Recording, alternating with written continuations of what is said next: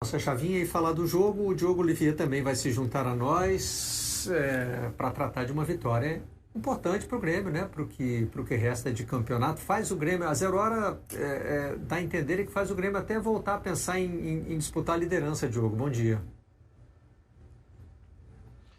Bom dia, Barreto, bom dia, Joana, bom dia, Tim, Simas, bom dia para todo mundo. Um grande abraço, carinho nos familiares da Valesca, de todo mundo que curte a comunidade do esporte.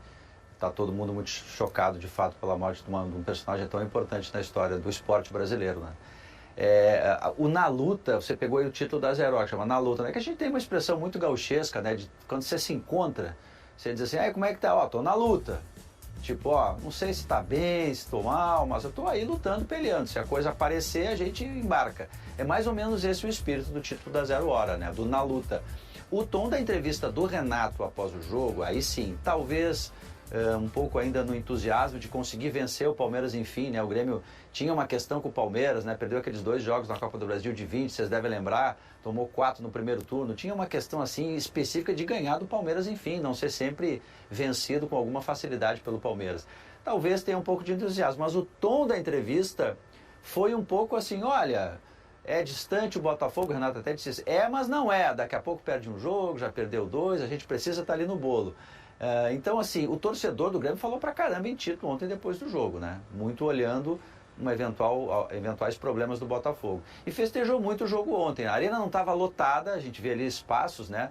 Talvez se o Grêmio tivesse mais disputando o título, tivesse aí 40, 50 mil torcedores, 29 mil torcedores no jogo à noite. O jogo foi super equilibrado, o Palmeiras perfeitamente poderia ter vencido o jogo, inclusive, né? Teve mais posse, mais finalizações. O Grêmio fez um gol a 9 minutos e esse foi o momento em que o Grêmio talvez tenha surpreendido o Palmeiras, né? Conseguiu marcar muito forte no começo do jogo, fez o gol, mas depois disso a gente viu um Palmeiras dominante, conseguindo jogar. O Grêmio sofreu demais no primeiro tempo. Nós, na Rádio Gaúcha, por exemplo, nossa transmissão, escolhemos o Gabriel Grando o melhor em campo, né? Se não fosse ele, seria Bruno Vini, por exemplo, um zagueiro. Eu acho que isso diz um pouco de como o Grêmio sofreu, mas de parte do Grêmio, no primeiro tempo, o Grêmio não conseguiu, depois do gol, marcar como deveria. O Renato mexe no intervalo, tira o Natan. O Grêmio está jogando agora sem o Bitelo, com 3 volantes, digamos assim, né? Joga o Natan pela direita, Vilha Sante centralizado e o PP joga pela esquerda. O Natan estava sofrendo demais para conseguir força de marcação. O Renato coloca o Galdino e o Grêmio melhora. O Renato também tira Cristaldo, que também não compete muito. Esse é um grande debate que o Grêmio tem, né? O Cristaldo parece que se desliga do jogo na hora de defender. E aí, com esses 2 jogadores, o Grêmio marca melhor. E o Palmeiras, mesmo com muito mais volume, ergue bola para a área, né? Chegou a 53 no final. E o Grêmio teve a expulsão do Vilha Sante no final. Então, assim, o Grêmio veio meio olímpico, virou arena, né? Virou um pouco estádio olímpico dos anos 90, lutando contra todos, e deu confusão, e sai o Vilha Sante, e tem que resistir. Então o Grêmio festejou muito isso. E aí eu acho um pouco nesse entusiasmo, se falou um pouquinho mais em título, né? Pensando aí em vencer, tem ganhado Fortaleza fora, imagina, né? Mas na cabeça do Renato tem também manter a régua alta para se colocarem no G4, porque se a gente olhar a tabela ali do G4, gente, olha, tá um enrosco ali, até o 10º colocado, todo mundo pode ser G4, né? Então acho que está muito o Grêmio focando essa régua mais alta para pelo menos ficar com a vaga de Libertadores. Estamos mostrando aí a classificação do Campeonato Brasileiro, né? O Palmeiras está a 7 pontos do Botafogo e o Grêmio é 8. Lembrando que o Botafogo joga hoje com o Corinthians, então pode aumentar essa vantagem aí para 10 e 11 pontos, respectivamente. Voltando para 2 dígitos, né? Nessa rodada com uma vitória sobre o Corinthians, lembrando que já acabou o asterisco do Grêmio, então não tem jogo para pagar ali na frente, né? Tem jogo para pagar entre Atlético Mineiro e Cuiabá, que é dessa rodada ainda, amanhã. Os 2 aparecem ali fechando a página com 23 pontos. Na primeira página também destaque para a saída do Flamengo do G6, né? O Atlético Paranaense ocupou o lugar. E aí, Cruzeiro, Internacional, São Paulo, Corinthians, Goiás e Bahia fora do G4, que hoje tem o Santos com 24 pontos e o Vasco com 23, mas devendo um jogo com o América, né? Esse jogo é em Belo Horizonte, na próxima segunda-feira. Então o Vasco hoje teria até potencial para estar fora do Z4 em termos de pontuação. Daqui a pouquinho falamos da goleada sobre o Coritiba. Joana, teve uma treta ali na saída de campo, né? O Abel foi embora um pouquinho antes, demonstrando o aborrecimento com a arbitragem, foi isso? Foi isso, ele teve insatisfação com a marcação de uma falta, né? O Richarlison tinha recuperado a bola e depois na sequência é marcada uma falta, agora eu não me lembro quem foi o jogador em questão, e ele ficou bastante irritado com esse lance. Aí a gente está vendo a imagem que ele sai, e nessa hora ele sai e chega a usar o termo "isso aqui é roubo", e aí ele acaba, o João Martins, que é auxiliar do Abel, também se desentende com o vice-presidente do Grêmio, Antônio Brum. Então a gente vê essa sequência de imagens e bastante irritado. O jogo estava rolando nos acréscimos, o jogo teve bastante tempo, né, de acréscimo. Ele sai antes de terminar a partida. Só que assim, eu até tirei essa dúvida, Barreto, com o próprio STJD hoje pela manhã, se caberia alguma punição a Abel por essa manifestação. E não, o STJD não vê dessa forma porque depois, com a cabeça fria e o coração quente, ele foi para a coletiva e disse que a arbitragem não teve influência alguma no resultado e o que fica em campo, o que acontece em campo, deveria ficar. Aí a gente tem a imagem do João Martins, né, falando com o nosso repórter Fernando Becker. Então o que acontece em campo fica no campo. Ele falou isso na coletiva. Então ele não reafirmou em nenhum outro momento da coletiva, não se referiu, muito menos usou o termo roubo e também não disse que o Palmeiras perdeu esse jogo por conta de uma atuação falha da arbitragem. Convenhamos, a gente viu uma arbitragem bastante ok, né? Bastante limpa nesse jogo, né? Tanto a atuação do VAR como os árbitros de campo. E por ele ter se manifestado de forma bem diferente na coletiva, não vai caber nenhuma denúncia e não vai caber nenhuma punição. Mas aconteceu sim esse probleminha aí no finalzinho do jogo. Foi bem quente o final do jogo, né, Barreto? Porque o Palmeiras lutou muito, finalizou mais que o Grêmio, né? Teve controle de jogo no que se diz respeito à posse de bola e criação de jogadas.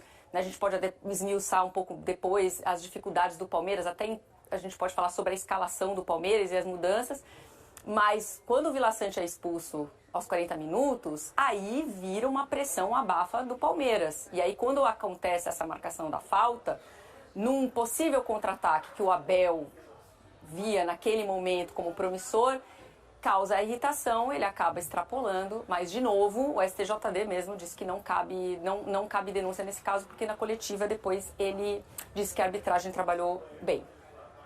Nós temos esse trecho da entrevista para mostrar. Na sequência, só tirar uma dúvida aqui com o Diogo. Teve um bate-boca ali com o dirigente do Grêmio, né? Sim, o vice, né? Isso, com o Antônio Brum. Vice de futebol Antônio Brum. E teve uma treta no intervalo também, na hora ali, você lembra, Joana? Os times saindo, o Reinaldo e o Gustavo Gomes começaram a se falar ali, se não entra turno, deixa disso. O Reinaldo em vez de estar indo para o vestiário, aí mudou de direção. Foi uma treta ali, os jogadores do Grêmio estavam com uma treta grande com o Gustavo Gomes, que é um baita zagueiro, né? Experiente pra caramba, né? Enfim, mas aconteceu também treta no vestiário. Eu estou dizendo que Grêmio e Palmeiras, esse negócio do Grêmio perder sempre para o Palmeiras, era uma questão do jogo também, deste grupo de jogadores querendo dar uma resposta para o Palmeiras. Tem uma rivalidade grande aí sim. Nascida ali nos anos 90? Quando os dois estavam sempre envolvidos ali em retas finais de grandes competições e acabavam se trombando, né? E tinha a questão Abel Ferreira. Lembra que o Filipão chamava também. Esquema Parmalat? Aí o Filipão, perdão, João, falava esquema Parmalat, aí o que fez o Filipão depois? Passou um tempo, foi para o Palmeiras, né? Ele criava aquele ambiente farroupilha, nós contra todos, enfim, nos anos 90. E tem o fator Abel Ferreira também, Joana? Porque o Grêmio não havia vencido nenhuma vez o Palmeiras de Abel Ferreira. E eram tipo seis jogos, cinco vitórias e um empate só, não é isso? Eu não sei exatamente a distribuição desses resultados. O que eu posso afirmar com certeza é que o Grêmio não tinha vencido. Isso aí. 5 vitórias e um empate, né, Diogo? Puxei aqui de cabeça, mas é isso mesmo. A gente rodou ontem essa... Isso aí. Isso aí. O empate na arena e algumas vitórias fortes, assim, com goleada. Quer dizer, com o Palmeiras ganhando com muita tranquilidade, inclusive. Verdade. Bom, vamos só então, para fechar esse tema da treta, rodar o momento em que o Abel Ferreira exime a arbitragem de culpa no resultado. Se a imprensa disser que o que disse que foi por culpa do árbitro é mentira. Portanto, quem optar e por aí está a ser mal intencionado. E não gosta nem de Palmeiras, nem gosta do treinador de Palmeiras. Ponto. Porque isso acontece. Esse é ponto número 1. Ponto número 2. Nós não ganhamos o jogo porque não fomos eficazes, ao contrário do nosso adversário, que não foi preciso chutar muito ao nosso golo para fazer golos. Nós chutámos 18, fizemos 18 finalizações e não as conseguimos fazer. E em relação ao árbitro, o que eu disse foi uma arbitragem hábil, só. É só vocês saberem o que é, não sabem, bom ao dicionário e veem o que é. Não estou a dizer que ele acertou, se calhar falhou para mim, falhou para eles, acertou para uns, acertou para outro. Ponto. Não quero falar disso, isto é o que eu tenho a falar sobre a arbitragem, é isso não é um problema meu, é um problema da CBF e da Comissão de Arbitragem avaliar os seus árbitros e perceber se há para melhorar ou não. Não é meu problema. E a questão é essa, a eficiência foi o que se passou aqui hoje. Eu vi o jogo, você viu o jogo? Sim. Com toda sinceridade, o Palmeiras criou pouquíssimo. 250 bolas alçadas na área, perde efetivamente um gol com o Veiga, em que o Gando faz uma defesa bonita, bota uma bola no travessão no final, mas, cara, o jogo, num certo momento, era o famoso chuveirinho para a área e o Grêmio na base da bola para o mato, que o jogo é de campeonato. Então, eu acho que foi um domínio inócuo, absolutamente sem criatividade. Eu acho que isso é a frustração dele. Um time sem um matador, né? Aquela clássica figura do homem de conclusão, o sujeito que na área poderia definir esse jogo. O problema lá com o Dudu, que ele inverte o Arthur e tal, e parece que o time fica meio... Então, mas eu não vi, eu vi, na verdade, um domínio territorial estéril, né? É aquela coisa meio anjo da guarda da família Kennedy. Ele existe. Agora, para efetivar alguma coisa ali é difícil. Então, porque o gol de Grêmio é uma lance de qualidade maravilhosa, né? O ângulo do passe de Suárez é sensacional. A infiltração de João Pedro. Tem uma confusão, eu acho que desde que Abel mudou a triângulo de meio campo, é à toa o Veiga que deveria estar acompanhando, mas é uma lance de grande qualidade. Em 90 minutos, contra um adversário muito aberto, né? Como o Diogo estava falando, aquele meio campo, né? Losango de meio campo com Cristaldo não se sustenta. É um time muito aberto. A quantidade de gols que Grêmio levou durante o campeonato fala isso. Mas, como o Cima está frisando, mesmo com o controle do jogo, contra um adversário que não defende bem, Palmeiras criou muito pouco. Ninguém no ataque de Palmeiras, ninguém fez um bom jogo. Ninguém. Faltou inspiração. Então eu acho que a frustração que Abel estava mostrando no final do jogo, ele resolveu isso rapidamente na cabeça dele, porque na verdade eu acho que os jogadores decepcionaram ele. Ele fez o trabalho dele, a estratégia estava lá. Teve um lance maravilhoso de Palmeiras, um cobrança de falta para Hendrick que surpreendeu e quase deu certo. Mas eu acho que quem perdeu esse jogo para Palmeiras foi o ataque de Palmeiras, onde ninguém jogou bem. Temos o Renato Portaluppi também falando sobre o jogo, em clima sincerão, apontando aí o sofrimento do time dele.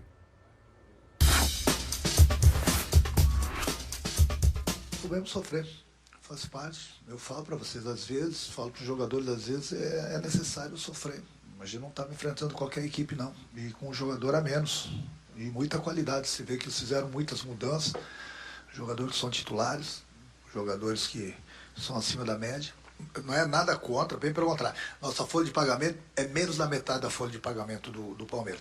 Então, no momento que eu falo, é aquele negócio. No momento que você vai no supermercado fazer compras com 5 mil, você compra muita coisa, do bom e do melhor. No momento que você vai para o supermercado com R$300, é diferente. Mas mesmo assim nós vencemos. Eu dou respeito que eu adoro o meu grupo, sempre ponho o meu grupo para cima, mas nós temos que falar a verdade. Começa pela folha de pagamento, entendeu? Por ali você vê que o grupo deles tem muito mais opções do que a gente. Não adianta a gente ficar aqui mentindo, querendo enganar A, B ou C. Mas o elenco do Grêmio tem um jogador caro que faz a diferença, né, Diogo? Se não foi com gol, ontem foi com assistência, né? É um jogador difícil. Esse menos da metade do Renato, não sei se é menos da metade, porque só o Suárez, aí você coloca o Jeromel, talvez não seja menos da metade, né? Metade, um pouco mais, enfim. É que a pergunta aí era, objetivamente, olha, o Palmeiras foi bem no jogo, foi até melhor, o Palmeiras é melhor. E aí o Renato disse, sim, a verdade é que é melhor. E aí o Renato faz toda essa, enfim, explica essa questão salarial, enfim. Ele também estava falando aí, especificamente, do fato de gostar de atacar, mas no segundo tempo ele tomar a decisão de sofrer. Foi a expressão aí que o Tite imortalizou para o futebol. Recuar o time todo, como eu disse, tira Natan, que não estava marcando, enfim, nem consulta no médico, como diria o poeta. E aí entra Galdino e entra Ferreira para fechar o lado, algo que o Suárez não estava fazendo. Aí o Grêmio se defende ali, fecha os lados do campo e começa o balonismo Futebol Clube, né? Bola para a área para tentar no volume, né? Não conseguiu entrar por baixo, tentou entrar por cima, o Palmeiras com o seu volume. Esse foi o contexto do Renato. A questão que ele tem de resolver, com o Suárez aí fazendo já uma contagem regressiva, né? Porque o Suárez no fim do ano vai embora do Grêmio e não vai fazer o outro ano de contrato, fez esse acerto com o Grêmio. É que o Grêmio com este gol, ele passa a ter o melhor ataque do campeonato ao lado do Botafogo. Olha isso, 39 gols. Então o Grêmio tem o melhor ataque ao lado do Botafogo, que joga hoje, e mesmo assim ele tem uma defesa que segue sendo melhor apenas que os 4 do G4 e o Bahia. Olha só, e olha que o Grêmio nos últimos jogos da Arena não tomou gol, nos últimos 3 jogos, mas olha como, quer dizer, se o Grêmio não resolver esse problema defensivo, daqui a pouco o ataque não vai compensar uma fragilidade defensiva tão grande, que não se verificou ontem, até porque o Renato tomou essa decisão. Mas a questão do Grêmio está aí, inclusive já para o jogo com Fortaleza, porque é muito difícil ter uma campanha de G4 para pensar em título com esse desequilíbrio na competição toda entre atacar e defender. É o melhor ataque e uma das piores defesas do campeonato. Olha que interessante, né? A gente pega aqui Botafogo, Palmeiras e Grêmio, tem os números da classificação. 39 gols para o Botafogo, 38 para o Palmeiras, 39 para o Grêmio. Os 3 primeiros colocados estão fazendo mais gols, né? Vamos lá, quem é que está perto? O Atlético Paranaense com 37. De resto, está tudo muito desequilibrado. Só que, bom, entre os 3 ali, né? Tudo próximo. Aí, gols sofridos. 14 para o Botafogo, 18 para o Palmeiras e 31 para o Grêmio. Quer dizer, o Grêmio sofre um gol a menos do que os 2 primeiros colocados somados. Né? Então, realmente, tem um desequilíbrio muito grande aí. Então, a pergunta que Abel deveria estar perguntando até hoje é como a gente não conseguiu marcar gol contra esse adversário. Porque aquele losango, né? Ele não funciona, é tão aberto, o Cristaldo não marca, né? Então, primeiro tempo, Palmeiras teve os lados de campo, até eu acho que Renato reagiu relativamente bem, né? Com linha de 4 aí para tentar resistir. Outro assunto, Diogo, agora que tá tudo em público, talvez tenha um pouco menos pressão. Você acha que tem qualquer espaço para uma negociação com Suárez, onde no ano que vem ele fica só para jogar Libertadores? E talvez um joguinho aqui e ali para manter em forma. Tem qualquer espaço para um acordo desse tipo? Olha, Tim, a gente aprendeu aqui nos bastidores, trabalhando toda essa questão Suárez, celebridade, um dos maiores centroavantes da história do futebol, que o Suárez é muito imprevisível. Né? Ele um dia pensa uma coisa, no outro dia ele diz outra, enfim, ele é uma estrela, é um jogador difícil, assim, o staff ali do Grêmio às vezes se surpreende, quero jogar, tô com dor, aí passou a dor, joga, enfim, o Suárez é assim, embora quando ele entra em campo, é o que a gente vê, né, luta o tempo inteiro, com dor, sem dor, fazendo gol, não fazendo gol, ele entrega tudo que ele pode, mas ele é muito imprevisível. Hoje, nesse momento, eu te diria, não. O Suárez insistiu muito, criou um clima ali, que em alguns momentos internamente chegou a ser bélico, né, para sair e acabou negociando para ficar até o final do ano. Né? Hoje eu te diria que não. Agora, como o Suárez é muito imprevisível, dos dirigentes não saberem como vai ser o dia seguinte, eventualmente talvez possa acontecer. Mas eu vou te dizer que por mim é conta e risco que acho bastante improvável. Né? O Suárez termina o ano no Grêmio e depois toca a sua vida nos Estados Unidos, lá junto com o Messi, na Arábia, enfim, abre-se os outros mercados para ele aí. Hoje o que a gente entende é que é o chamado do Messi, né, que tá pesando. né? Lógico. Mas ele voltou para a América do Sul para jogar taças continentais, né?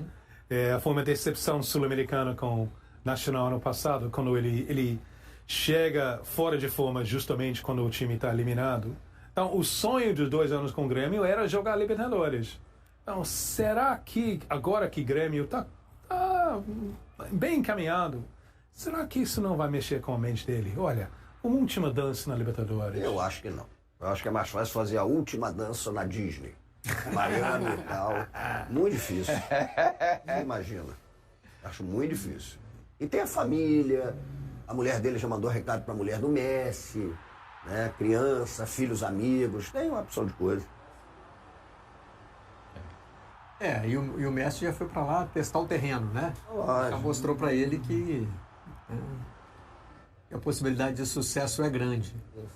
O que o Messi já está fazendo, o impacto que ele já está causando no Inter Miami, né? Você imagina com a presença do Suárez, que, como você disse, né, Diogo, com o Grêmio tem contribuído dentro de campo, né? Seja com gol, seja com assistência.